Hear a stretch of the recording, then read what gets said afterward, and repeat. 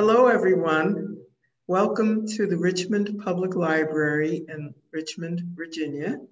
I'm Meldon Jenkins Jones, the law librarian, and I also administer our literacy program called Get Lit, which includes Black Male Emergent Readers, or BMER, and Lit Chicks Read, which is our girls' book club. Today we have with us Miss Vanessa Womack, who is an author, and she's going to be talking about her book, her new book. Vanessa earned her MBA from Avert University and a BBA from City University of New York, Baruch College. She served several years on the board of directors for Virginia Heroes Incorporated, a middle school mentorship program started by the renowned tennis player and political activist, our very own Arthur Ashe.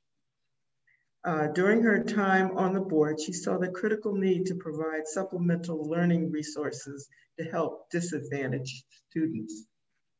Vanessa Womack is the parent of 2 adult children who received their education in public school systems. She campaigned twice for the school board in her local district in 2004 and 2012.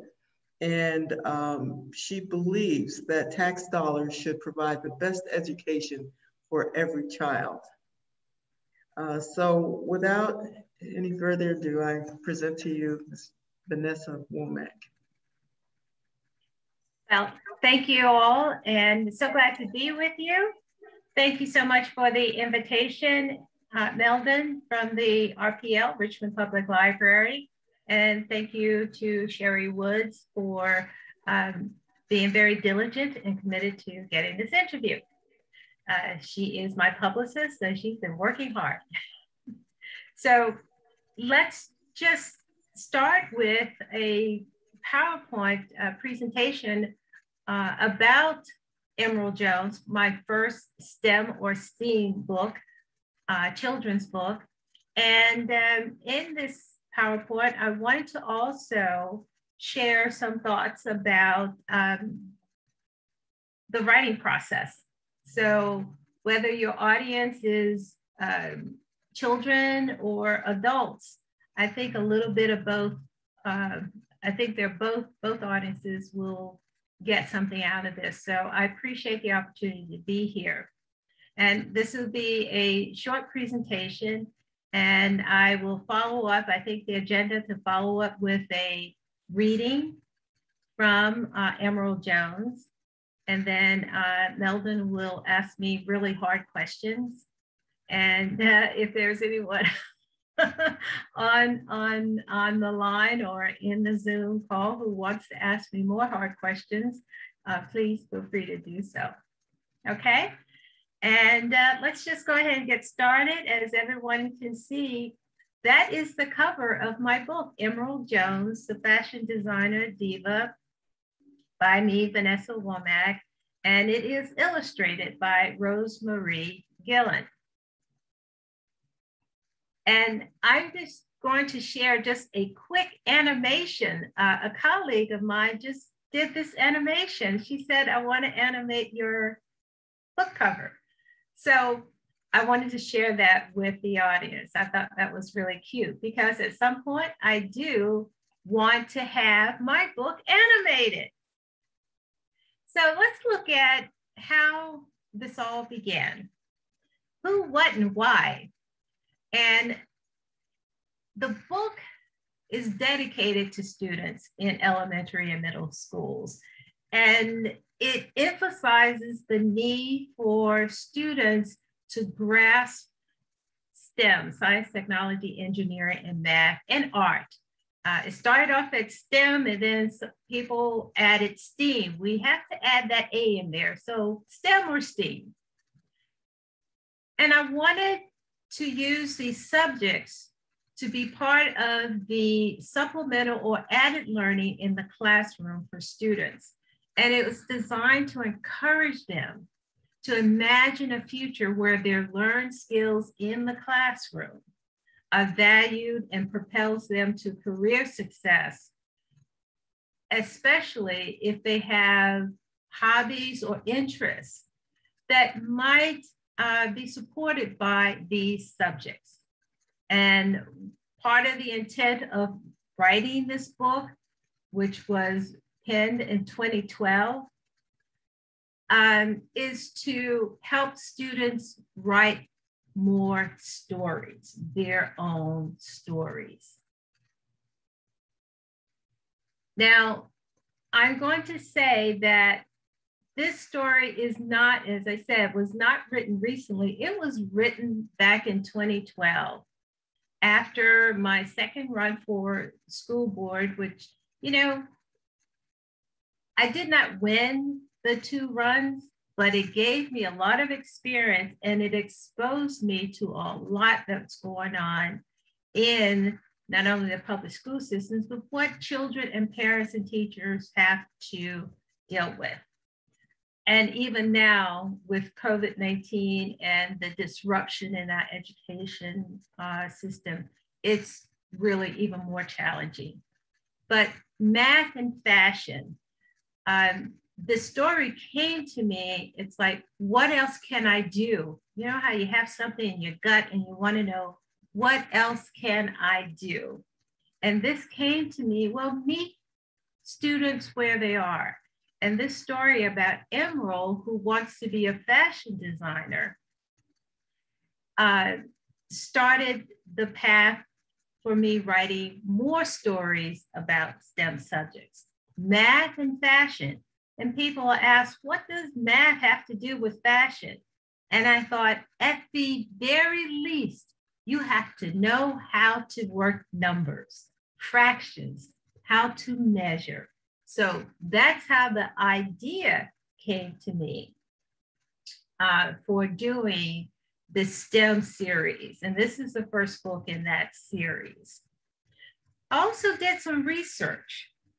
I wanted to research, at that time, many years ago, I wanted to research what is the trajectory of careers in the future that students could start thinking about now in those elementary years. What could they start thinking about now? And if they were interested in something like Emerald, being a fashion designer, what could be that career path? And I actually went to the Bureau of Labor Statistics to map out a career path for students who might be interested in some of these subjects. So that was part of the idea, the research, then the writing the manuscript. I wanted to make the story relatable. And in doing so, fast forward, let me put a pin there. This story sat in my computer for almost 9 years. So it just sat there. But I had this desire, this pull in 2019 to resurrect or get it out of my computer. And in doing so, I needed someone to review the manuscript. So I reached out to someone I know to review that manuscript, to edit and give me some feedback. That's all part of the writing, the publishing process. After the manuscript was reviewed and edited, I needed an illustrator. I reached out to social media. LinkedIn is my go-to network, and found an illustrator, Rosemarie Gillen, to illustrate that. I also did my due diligence to check her work, the illustrator's work, to see if we were going to work well together, to see the quality of her illustrations with other books. And I even asked for references and I checked those. So you do your due diligence to get from idea, research, writing, manuscript, illustrator, and then you're ready for publishing. Now, growing up, there were no books that had me in them, or students who looked like me in them in a positive way. And so I wanted to publish my book, but how was I going to do that if nobody knew who I was? Self-publishing. I did research on self-publishing and found out the best way to publish this book was through self-publishing. Traditional publishers like the Simon & Schuster's, the McGraw-Hill, which a lot of people know as the publisher of educational books, they don't know me. Let me put a pin in it. Let me tell you, just a little background. My first job in New York was with McGraw-Hill. So I knew what publishing was about, but I knew that self-publishing was going to be the way to go. And now self-publishing has become like the way to go for those who are interested in publishing. Now, putting it together, math, art, and fashion, and this is just a page from Emerald, where the principal was intentional. She set Emerald up, and Emerald ended up in the principal's office around lunchtime because she wasn't paying attention in school. But the principal also has a daughter who knew about Emerald, and the principal brought Emerald and her daughter Charlene together to talk about Emerald's desire to become a fashion designer. And if you haven't read the book, or if you read a summary of it, you know that Emerald wanted to quit school, and nobody wants a student to quit school. So the principal and her daughter Charlene showed Emerald a better way to fulfill her dream.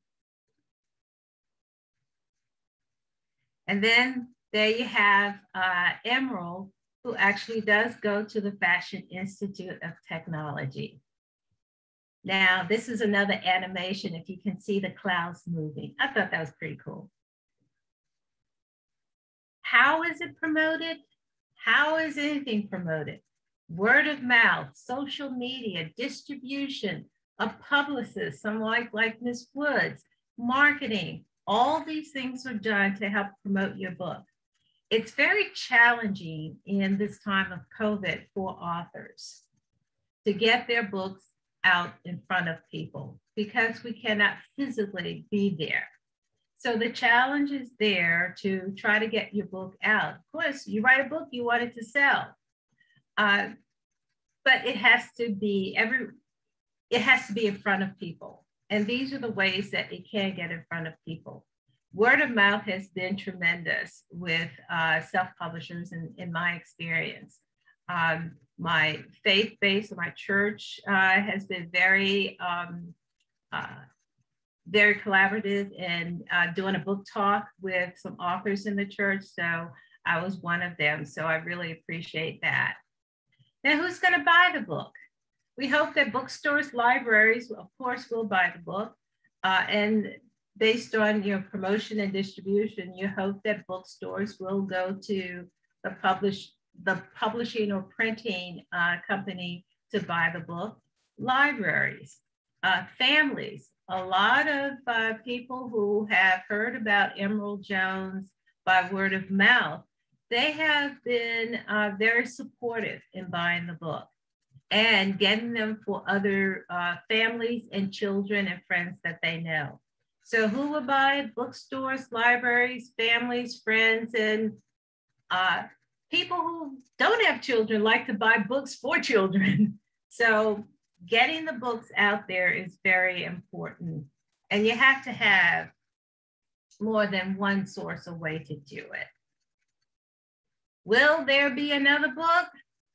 Of course there's going to be another book. The next book, stay tuned, is the second book in the series, the STEMulating Education for Learning, or in this time, Stimulating Learning for the Future. I want to stimulate minds. And the next book is Bookie and Lil Ray. in the game, coming soon. It's in the process of being illustrated now.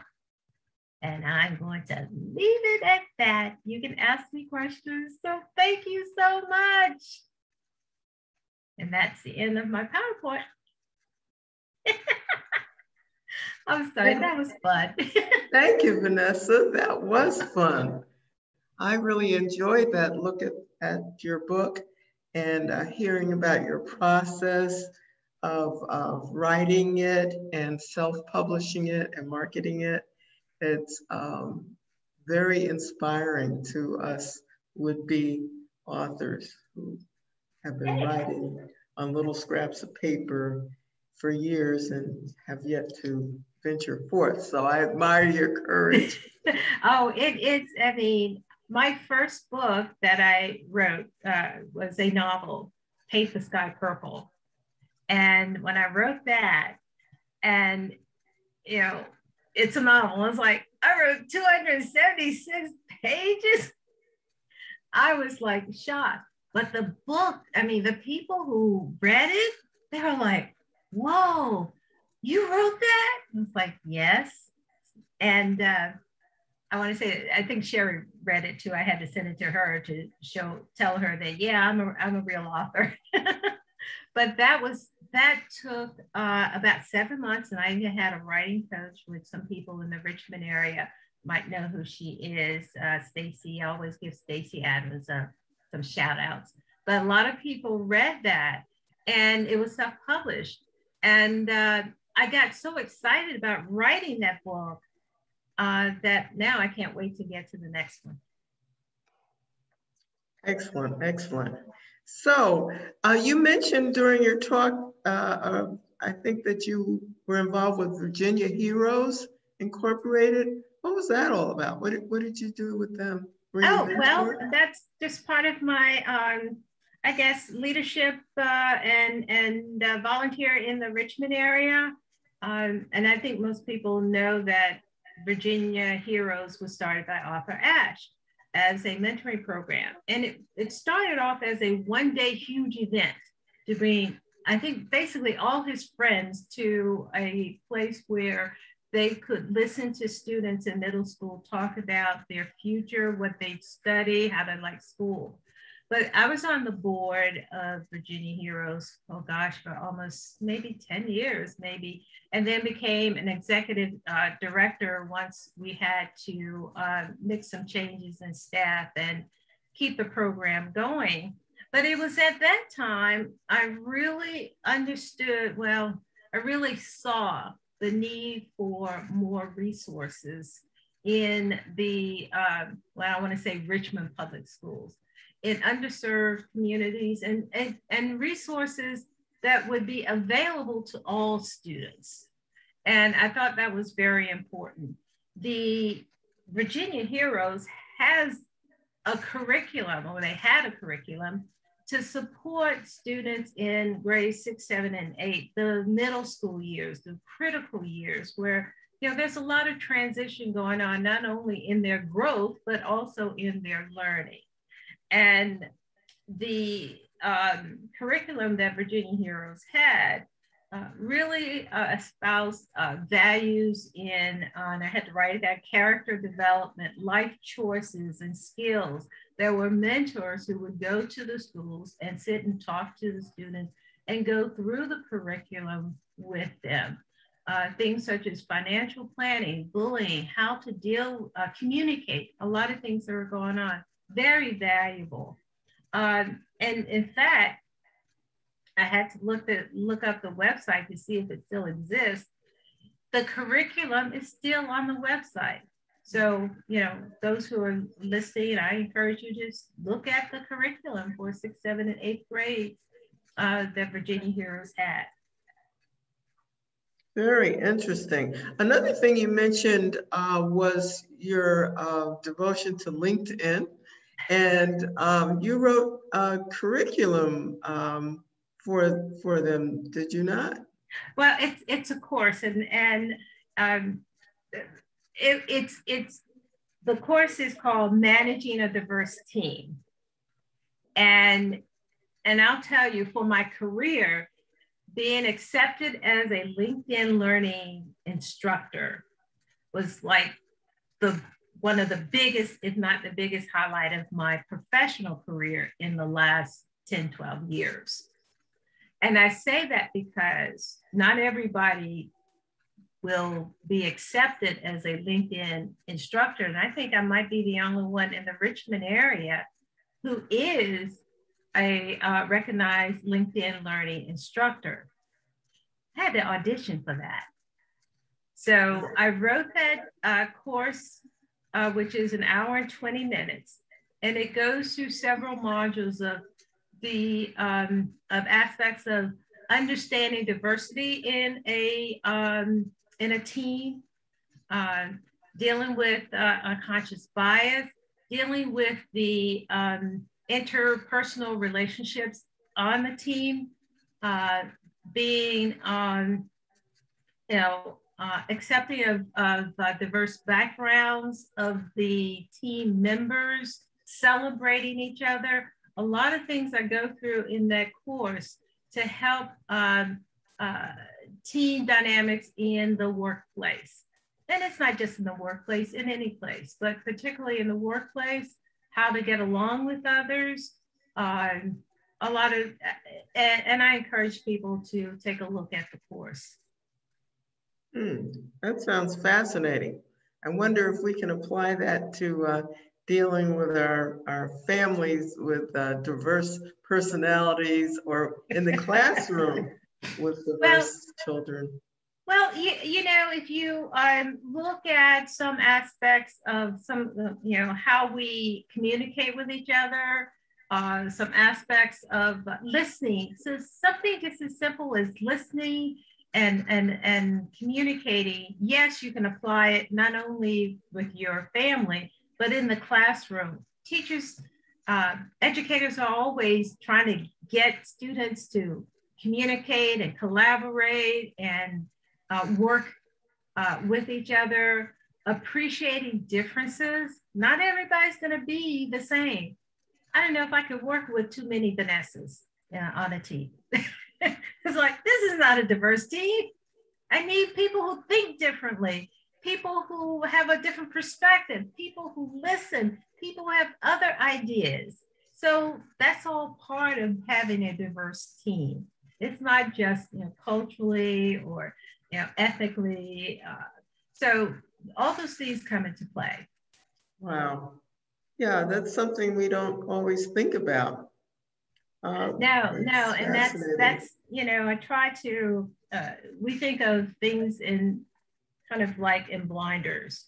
We need to open up our eyes and see what's around us and appreciate people. So, okay, going back to your writing process. And incidentally, if you have a question out there in audience land, please put it in the chat box. I will be reading your questions, and it doesn't have to be profound. Whatever question you might have, just put it in the chat box, please. Okay, so getting back to your writing process, I realize now that you wrote the book quite a while ago, but do you remember how long it took you to actually write the book? Yes, in fact, for the Emerald Jones and the Bookie, and there were two other manuscripts that I wrote during that time. And it was about, since these were short books, and once I got the formula down, probably 4 months. Mm-hmm. And remember, at that time, I was an instructor with the University of Phoenix, working with adult students and part-time jobs. I used to do consulting work. So I was busy, but I would write mostly on weekends. Oh. And I thought I saw a question come up in the chat. Yes, there is a question in the chat. The question is, how did Vanessa get a publicist? It was networking. And I'll tell you the importance of networking. It was networking. The Sherry Woods, who was on here, is my publicist. And she came as a recommendation from the consultant who reviewed my manuscript. And the consultant who reviewed my manuscript was networking, and in her networks in the Baltimore area, she met Sherry Woods. And the woman, Mary Banks, is the woman who reviewed my manuscripts. She said, if you're looking for a publicist or PR person, I have a suggestion for you. So that's how I selected Sherry Woods, or we kind of found each other through networking. Wow. I don't know, Sherry, you want to add anything to that? Sherry, you're welcome to chime in. You made a really good point, and I think I say this, you know, as I work with a lot of authors and I teach workshops. It's really, writing is an isolated act, but you know, once your book is done, or even while you're writing, I just encourage authors, and I'm also an author, to join writing organizations, go to writing events, and now with social media, there's a bevy of authors pages, private authors pages where I network, because you really just never know who's looking for what.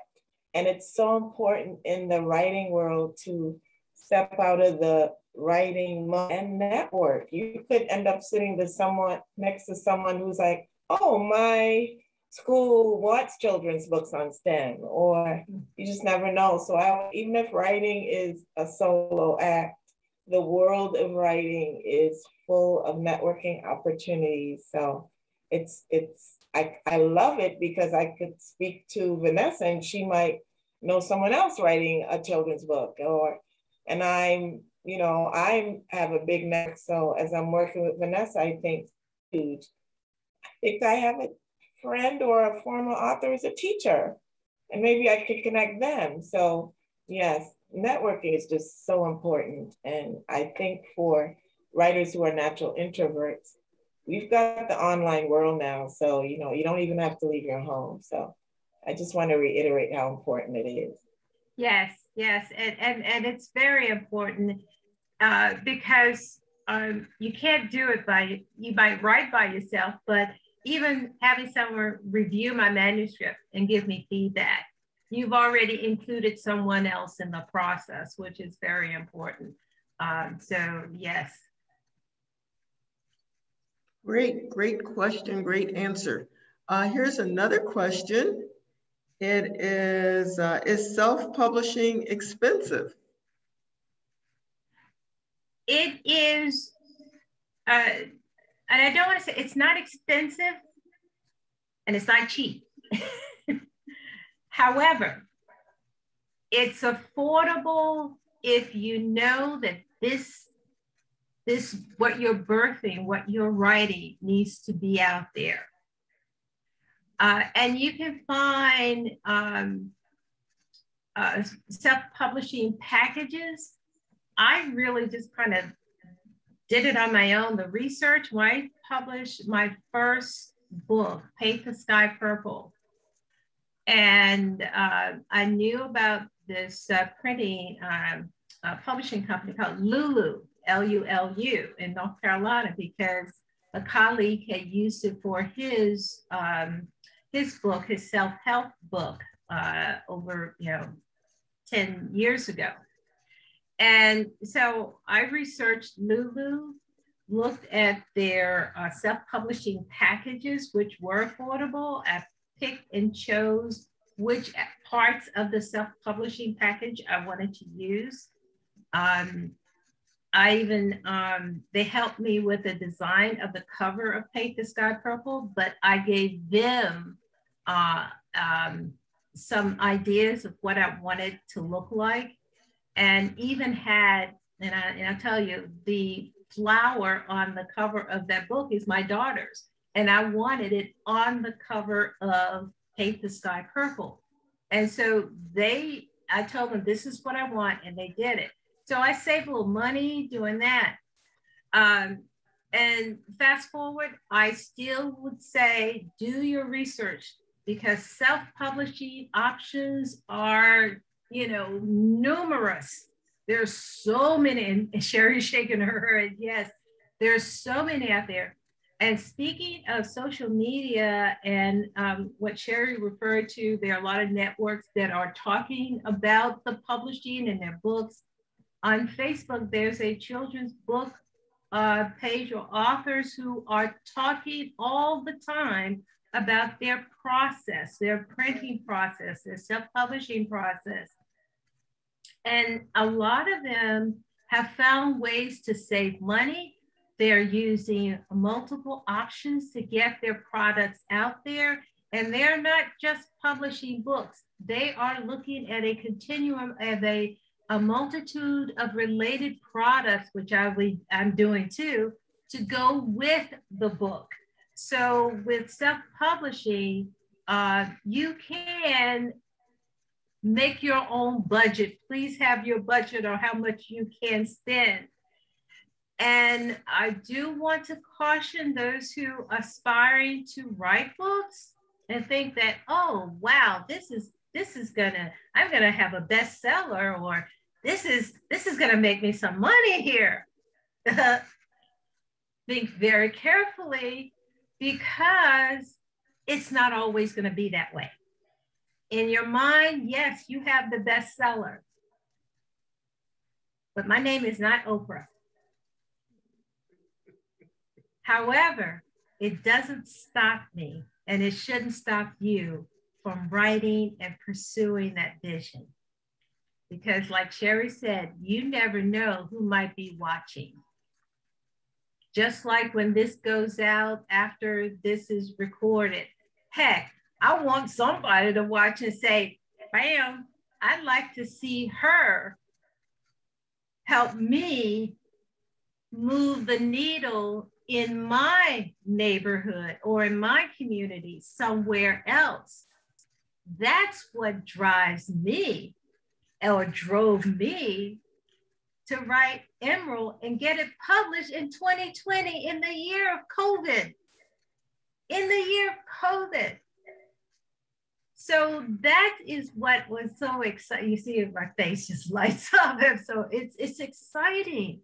And this is what I want to share with the students and the parents and the teachers.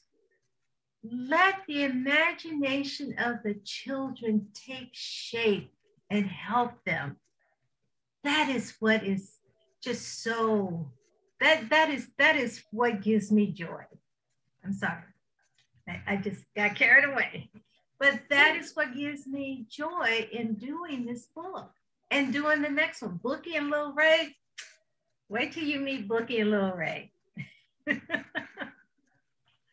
So I hope that helps the question. Is self-publishing expensive? You can look at packages, have a budget, look at options. There's Amazon. People are going to Amazon. Some people can get books on Amazon in a matter of a few hours.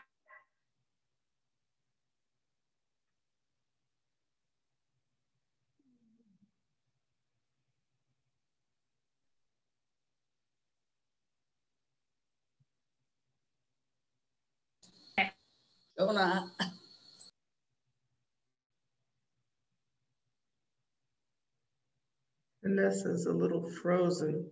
I think she's frozen. She's frozen. Mm-hmm. Yep. That's technology sometimes. Yes. Oh, I'm sorry. Did something get...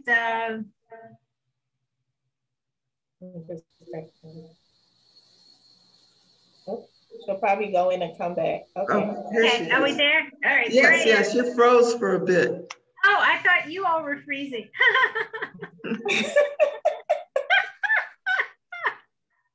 Okay. Technology. I did want to add something to what Vanessa said, if that's okay. So I think it's really important to know why you're writing your book. And so your book may not blow up and be a bestseller, but your second book, as I said, your second book sells your first book. And as you write series, there are many opportunities other than direct sales. So as Vanessa mentioned, her book is probably perfectly, the timing and the subject matter is perfect for an animation opportunity, a cartoon opportunity. There's a lot of books going to movies or to animation. Maybe it's not direct sales to individuals, but a school system could pick up your book. And then you're out through an entire school system, a youth group. So there's many options other than direct sales and becoming that stereotype bestseller.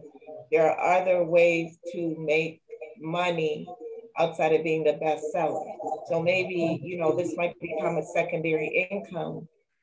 Or again, if somebody blows it up into animation and the movie angle, there's money coming there. So authors are writing books in a time where there's so many other opportunities than just individuals purchasing your book, especially with the internet. That it's an exciting time, but be clear, just like everything else, 3 to 5 years for a small business for success. So it's not a short run to be in.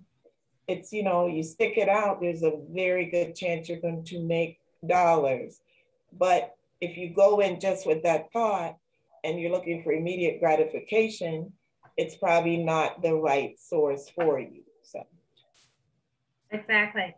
And one thing I did want to add, I mean, the desire or the you do as an author want to be in bookstores and libraries, and that's really where you're going to generate the sales. And even though Emerald came out last year and it has been a challenging year for authors, I haven't, and Sherry has not stopped promoting or putting Emerald and Vanessa out there. And so you have to be persistent. You have to be persistent. And I say again, I appreciate Richmond Public Library and having this interview. So yes, I want to get to reading a chapter. Come on, folks. Okay. Well, why not read it? I don't want to mess up your order though, Melvin. But I'm good. I want to stay in. I want to stay on time too. Yes. Okay. Well, I just have two other questions. Do you do school visits? And I guess it would have to be a virtual school visit right now. But when the schools are open again, will you be doing school visits? I would be excited. And I've had a couple of teachers, even a principal or two, who said, yeah, I'd like for you to read or come. And it's like, well, give me a time and a date and I'll do it. You know, I go back to when I was a parent with two little ones in public schools, Richmond Public Schools. I was always in the school. I was PTA, I was volunteering, reading, yes. I will be, and I would love to read or be in the schools or the library to read a book. So yes, I'm open. Great. And fit it in the schedule. And how would the teachers get in touch with you? They can get in touch with me. I know several people on the school board that can get in touch with me, but they can get in touch with me, Vanessa Womack at Gmail, or they can go to my website, Paint the Sky Purple Publishing, and they can find me, or LinkedIn. There's so many ways. I can even give you my phone number right now, 804-307-7102. It's out there. So people can get in touch with me. I'd be happy to. Okay, so that's Vanessa Womack at gmail.com. Vanessa Womack at gmail.com. That's the simplest one. You can go to vanessawomack.com, Paint the Sky Purple, publishing.com. You can go to LinkedIn. You've got my phone number. Great. Contact Sherry. Okay, and one last question. Your fans, how would they contact you or follow you on social media? Oh my gosh, now that's a work in progress. Facebook, I do. The same way, social media, I'm on Twitter, On Track with Vanessa Womack. They can find me, Vanessa Womack, at Twitter and Facebook. I will venture out into, oh gosh, TikTok maybe. TikTok. So you have plans in the works. Well, yeah, I have to, because this is a work in progress, and so I hope to expand, especially as Sherry said, the second book, when Bookie comes out, people are really going to be clamoring to get both Emerald and Bookie. Yes. But yes, people can reach me, and especially here in the Richmond area. I'm accessible. Okay, so the time is now. Let's read part of the book. And this okay. Yes, there she is. Okay, there she is. And I am going to read, chapter 2 in the book. Get my readers on.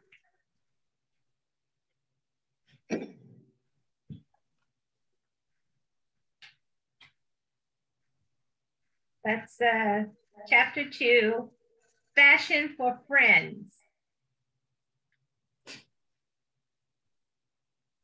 As Emmy and Ralphie made their way to the bus stop, Emmy could barely contain her excitement about Luna's jacket.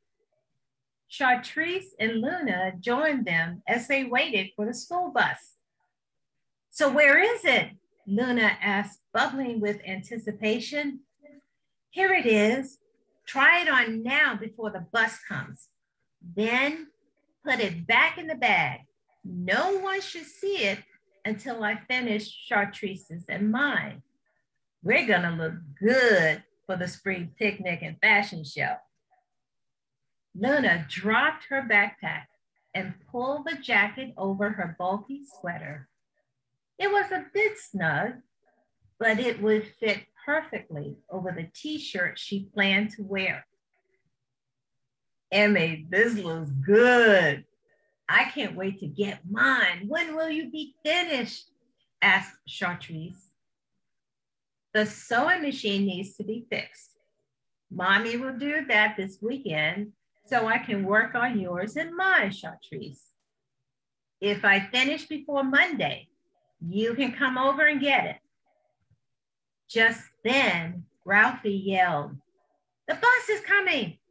There's Jermaine, late as usual. I hope he makes it on the bus this time. Hurry it up so we can get 2 seats together, Ralphie.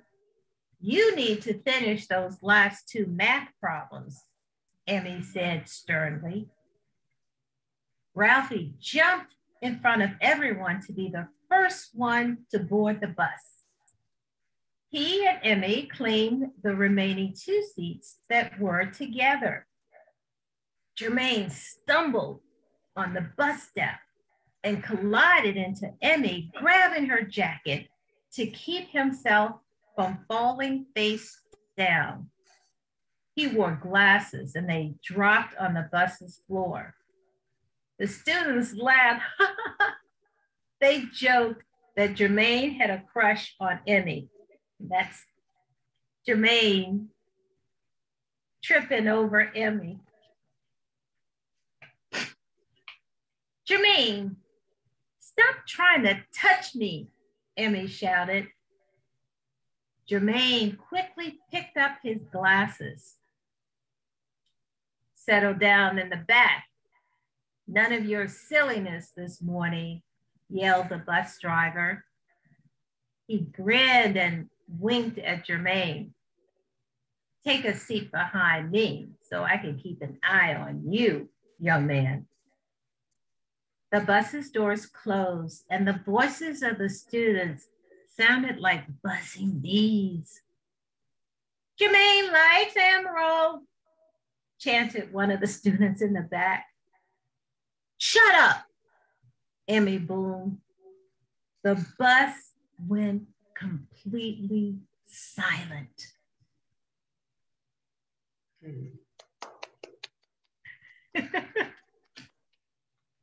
Very nice, very nice. Well, if you want to read the rest of the book, you'll have to either borrow it from the library or buy a copy. And where can they buy a copy of the book? Well, and I can have autographed copies for those who like to purchase the book from me. Vanessa Womack at Gmail, or you can go to paintttheskypurple.com or call me, 804-307-7102. And I would be happy to do a promotion, buy 3, get 1 free.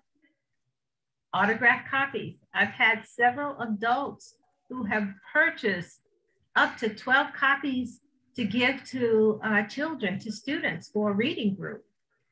And it's great. It's great. And the same thing will happen with booking.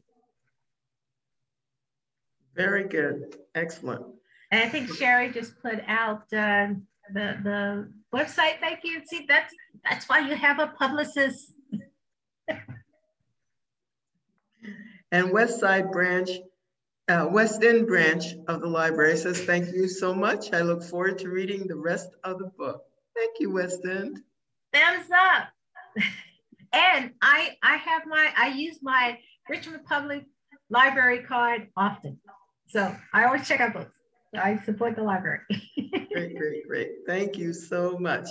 Well, thank you, Vanessa. We enjoyed talking with you this afternoon. And thank you, Sherry, for coming along. Thank you, everyone who attended. Hope you enjoyed this talk. And, thank you so much. And I appreciate it. And invite me back when Bookie comes out. Okay, that sounds like a plan. Right. Thank you, everyone. Thank you. Bye-bye.